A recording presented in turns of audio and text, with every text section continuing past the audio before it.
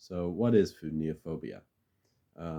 Food neophobia is more commonly referred to as picky eating or selective eating, and it's a rejectance or avoiding of new foods. It's especially common in children from ages 2 to 6 because this is also around the time when the rapid growth experienced by young children starts to slow down.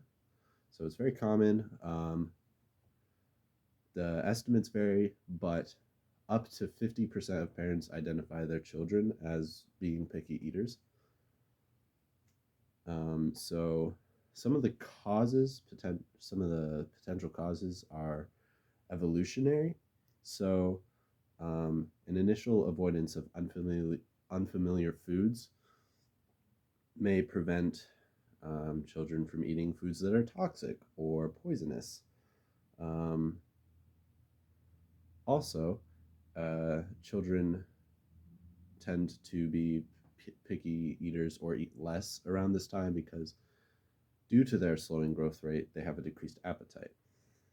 There are also social and environmental factors that cause picky eating. So, um, it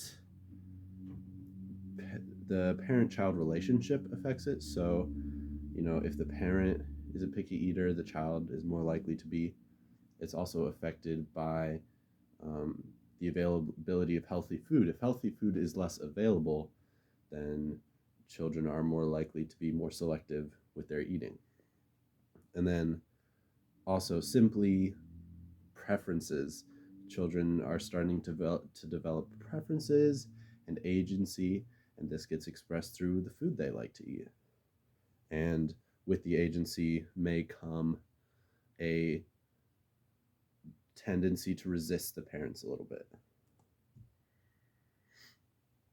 So, some of the negative effects of this are that kids tend to eat fewer foods that we would be considered healthy, fewer fruits and veggies, because these tend to be bitter tasting, like foods that would be toxic or poisonous. So they may be initially resistant to those foods.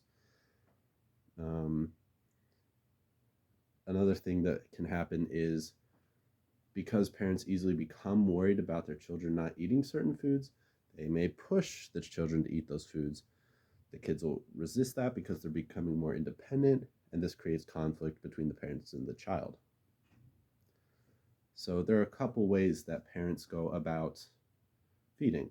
Um, there is a there's directive or coercive control, which is a highly restrictive style. So the parent is pressuring the child to eat, using food as a reward, or restricting certain foods um, that the child may like to eat. Um, the other side of that is non directive, so a little less control, a little less direct, which aims to influence children through monitoring food intake, modeling healthy eating behaviors that they would like to see the kids imitate, and through more gentle encouragement. There are a couple. There are a couple of key perspectives on eating habits. So there is the unidirectional perspective, which focuses on the parent's perspective, and it really only sees things from the parent's point of view. So it just takes into account their concern, the behaviors they want to be seeing in the child, how they want to go about achieving those behaviors. It's all focused on how the parent is viewing and approaching the situation. Then there's the bidirectional perspective, which focuses on the fact that parent child relationships in general, but more specifically in relation to eating, they go both ways. So the behaviors and characteristics of the parent and the child influence each other bidirectionally. Um, and it's because of this, because these things influence each other, that the gentler, more non-direct, non-coercive style tends to produce healthier eating habits in children, because if when the parent is pressuring, maybe taking away food that the kid likes to eat to incentivize them to eat healthier food, the child sees this, the child is trying to gain independence and trying to express, you know, their new tastes. And so there's going to be resistance to the parent, resistance to what the parent is wanting them to do. And so parents and children should be seen as equal agents in this process. Both